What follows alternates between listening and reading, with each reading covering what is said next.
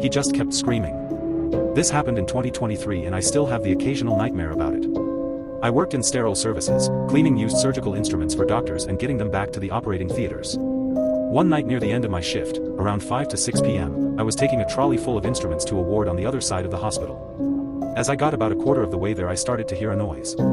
It wasn't completely noticeable. I think at first I thought it was the wind coming through cracks in the doors. It was easy to tune out and I probably would have forgotten about it if I'd stayed at that distance. But then I started getting closer, and it was getting harder to ignore. So after I delivered the trolley, I decided to walk further through the hospital to see where the noise was coming from. My shift was basically over, so it didn't matter if it took me a little longer to get back.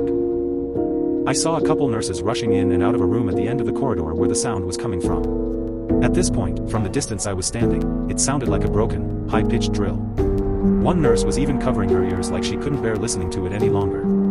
Then as I was about 20 or 30 feet away, one of the nurses swung open the door directly ahead of me, and my stomach felt like it dropped to my feet. There was a malnourished man in a bed with his mouth uncomfortably wide open, screaming. He was surrounded by doctors and his face looked almost dark blue. We locked eyes for what felt like an entire minute. As soon as I discovered the source of the noise, it's like the context of the situation changed the way I perceived the sound altogether. The pitch of his scream never changed. The volume never got quieter. He never gasped for air. He just kept screaming. I've dreamt about this so many times at this point that I'm not even sure if his face was as scary as I remember it, but I swear I could see the veins popping out of his forehead. I don't know if it was a surgery that went wrong, if his anesthesia wore off too early, or if the guy was just batshit crazy, but it makes no sense how he was able to scream out in pain for that long. It takes me 5 minutes to deliver trolleys to that ward and I heard that noise the entire time. I'm sure there's ways to rationalize it, like maybe the sound wasn't coming from the man and it just seemed that way because he had his mouth open in such a position that it looked like it was.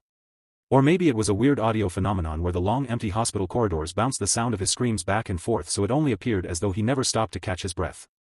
I just prefer to not think about it.